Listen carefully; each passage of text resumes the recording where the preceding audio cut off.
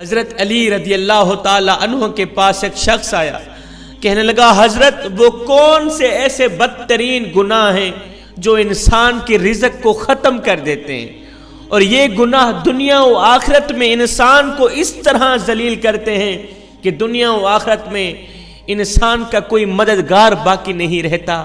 یہ سن کر حضرت سیدنا علی المرتضیٰ شیر خدا نے فرمایا، میاں اللہ کے رسول نے فرمایا 5 گناہ ایسے ہیں جن کے کرنے پر انسان دنیا و آخرت میں تباہ و برباد ہو جاتا ہے۔ 5 گناہ ایسے خطرناک گناہ ہیں جن گناہوں کے کرنے پر انسان دنیا میں بھی ذلیل، آخرت میں بھی ذلیل، دنیا میں بھی برباد، آخرت میں بھی برباد۔ 5 گناہ کرنے والا شخص دنیا میں بے سکون رہ جاتا ہے، بے آرام رہ جاتا ہے، سکون کا جنازہ نکل جاتا ہے، دکھ عروج پر آ جاتے ہیں۔ یہ 5 گناہ ایسے خطرناک گناہ ہیں جوانوں۔ حضرت علی نے فرمایا اگر تم چاہتے ہو کہ اللہ کا خاص کرم تمہارے اوپر برقرار رہے، اگر تم چاہتے ہو کہ رزق کی فراوانی ہو، کامیابی تمہارے قدم چومے، خوشحالی تمہارے قدم چومے، تو خدا را ان 5 گناہوں سے بچے رہنا۔ یہ خطرناک 5 گناہ کبھی نہ کرنا۔ پوچھا گیا حضرت وہ 5 گناہ کون سے ہیں؟ 5 خطرناک گناہ کون سے ہیں؟ حضرت علی نے فرمایا میاں پہلا گناہ سود کھانا، پہلا گناہ سود کا کاروبار کرنا۔ فرمایا ہائے سود خور انسان دنیا میں بھی ذلیل، آخرت میں بھی ذلیل۔ سود خور انسان دنیا میں بھی تباہ و برباد، آخرت میں بھی تباہ و برباد۔ سود خور انسان کو کبھی بھی عزت نہیں ملتی، کبھی بھی سکون کی نیند نہیں سوتا۔ سود خور انسان جو دوسروں کو ٹینشنوں میں مبتلا رکھتا ہے، خود بھی ہر وقت، ہر گھڑی، ہر لمحے ٹینشنوں میں مبتلا رہتا ہے۔ طرح طرح کی پریشانیاں اسے گھیر لیتی ہیں، طرح طرح کی مصیبتیں اسے گھیر لیتی ہیں۔ فرمایا قیامت کے دن سود خور انسان ایسے اٹھیں گے کہ ان کے چہرے مسخ کر دیے جائیں گے۔ ایک سود خور انسان سیڑھی سے نیچے گرا، منہ کے بل زمین پر گرا، وہیں مر گیا۔ بیٹا کئی روز تک باپ کا غم مناتا رہا۔ ایک رات بیٹے نے باپ کو خواب میں دیکھا، دیکھ کر پوچھا ابا تیرے ساتھ کیا معاملہ ہوا؟ سود خور ابا نے کہا نہ پوچھ بیٹے، سیڑھی سے نیچے گرا تھا، بجائے زمین پر آنے کے سیدھا جہنم میں چلا گیا۔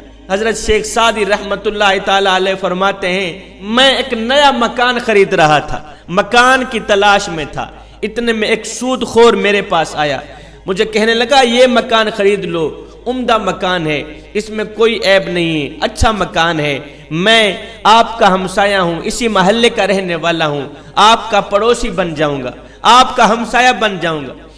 سود خور انسان مجھے کہنے لگا میں آپ کا ہمسایہ بن جاؤں گا، پڑوسی بن جاؤں گا، اسی محلے کا رہنے والا ہوں، یہ مکان بڑا ہی عمدہ مکان ہے، اس میں کوئی عیب نہیں ہے۔ حضرت شیخ سعدی فرماتے ہیں او نادان تو کہتا ہے اس میں کوئی عیب نہیں ہے، مجھے تو سارے کے سارے عیب ہی عیب نظر آتے ہیں۔ اس نے کہا حضرت وہ کیسے؟ آپ نے فرمایا اس سے بڑا عیب کیا ہوگا کہ تو میرا پڑوسی ہے، اور اس سے بڑا عیب کیا ہوگا کہ ایک سود خور میرا پڑوسی ہے، اور جہاں تجھ جیسا پڑوسی ہو وہ مکان تو مفت میں بھی ملے پھر بھی مہنگا ہے۔ خدا را جوانو اگر دنیا و آخرت میں عزت چاہتے ہو، اگر دنیا و آخرت میں مقام چاہتے ہو، اگر تم چاہتے ہو خوشحالی تمہارے ساتھ رہے، رزق کی فراوانی ہو، اگر تم چاہتے ہو کامیابی تمہارے قدم چومے، تو سود کبھی نہ کھانا، سود کا کاروبار کبھی نہ کرنا۔ فرمایا دوسرا گناہ کسی نیک عورت پر تہمت لگانا، کسی نیک متقی پرہیزگار عورت پر تہمت لگانا۔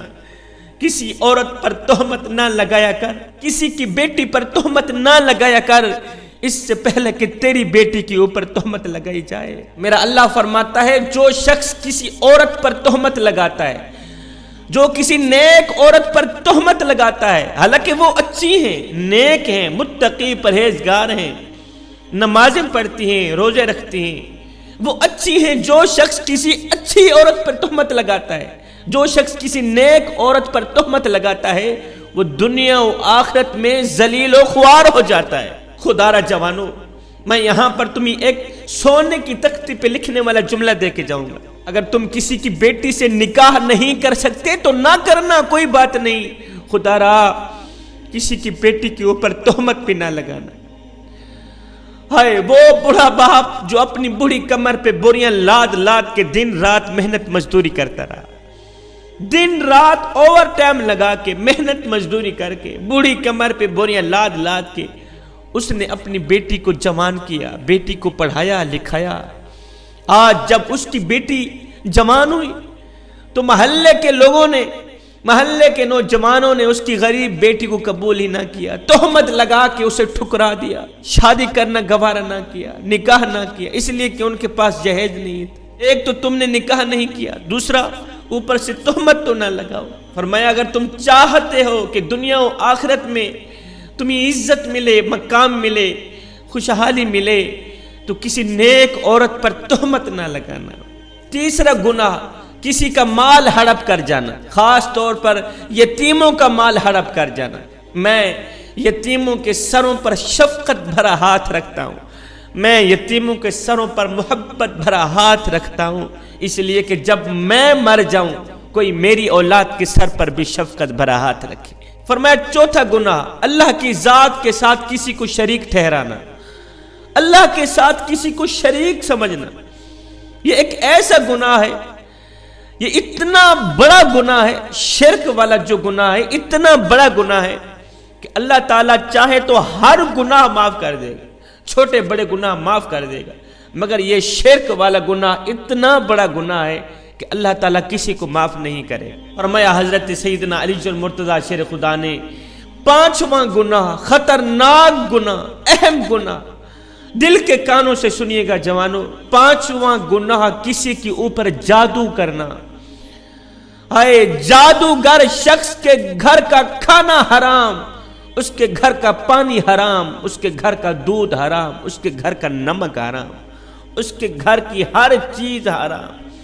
جو شخص کسی کے اوپر جادو کرتا ہے، جو شخص کسی کو ذلیل کرنے کے لیے، کسی کو رسوا کرنے کے لیے، کسی کو ٹینشن دینے کے لیے، کسی کو پریشانیاں دینے کے لیے، کسی کو تکلیف دینے کے لیے جو شخص کسی کے اوپر جادو کرتا ہے، قبلہ تکلیف ایک ایسی چیز ہے، یہ گھومتی ہوئی پھر پھراتی ہوئی آخر کار اس بندے تک آنی پہنچتی ہے جہاں سے یہ گئی تھی۔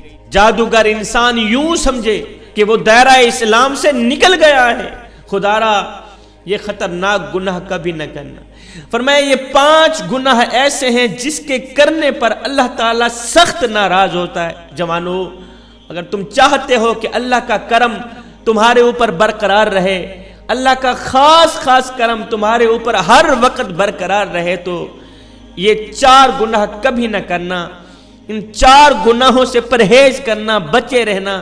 انشاءاللہ تمہیں دنیا میں عزت بھی ملے گی، مقام بھی ملے گا، تمہیں دنیا میں مرتبہ بھی ملے گا، تم دنیا میں بھی کامیاب ہو جاؤ گے، رزق کی فراوانی ہوگی، خوشحالی ہوگی، کامیابی تمہارے قدم چومے گی۔ میں دعا کرتا ہوں اللہ تعالی ہمیں صراط مستقیم پر چلنے کی توفیق عطا فرمائے، اللہ تعالی ہمیں حق سچ بولنے کی توفیق عطا فرمائے۔ آمین ثم آمین، وما علینا الا البلاغ